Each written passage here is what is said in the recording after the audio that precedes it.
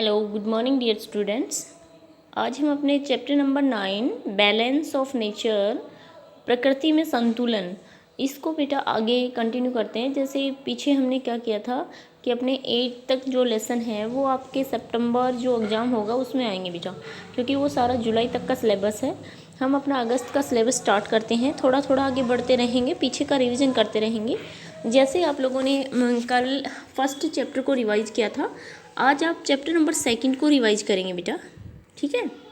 तो आपका chapter number 2 के क्वेश्चन आंसर्स लर्न करेंगे, उनको राइट करेंगे और रफ नोटबुक में राइट करेंगे और उनको सेंड करेंगे। जैसे लर्न करना है सभी को, मतलब मेरा कहने का मतलब है चैप्टर नंबर 2 के जो क्वेश्चंस हैं वो आपको लर्न करने हैं।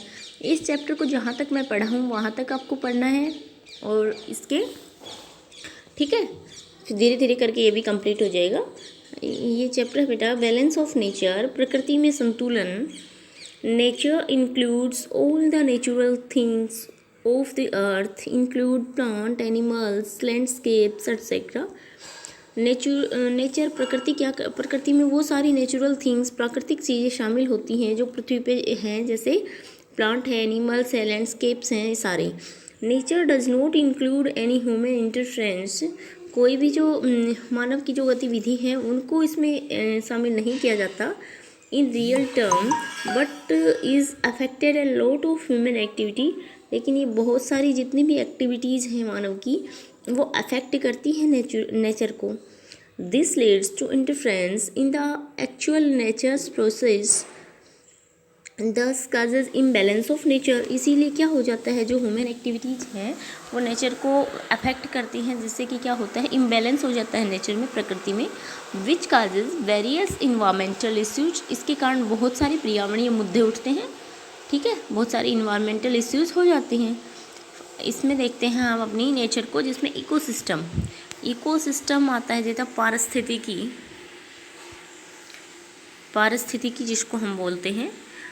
An ecosystem include all the living things, सारी जो सजीव चीज़ें हैं इकोसिस्टम में आती हैं, जैसे plants, animals, human beings in a given area interacting with each other and also with their non living environment, the sun and the earth, the soil, water etcetera.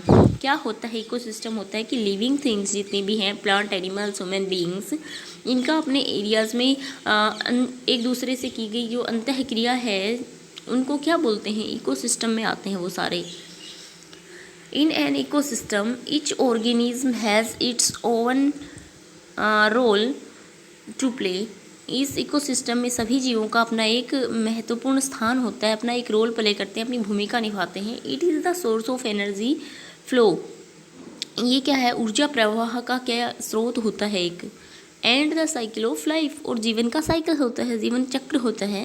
All the component of the ecosystem are depend on each other as well as the non living environment around them.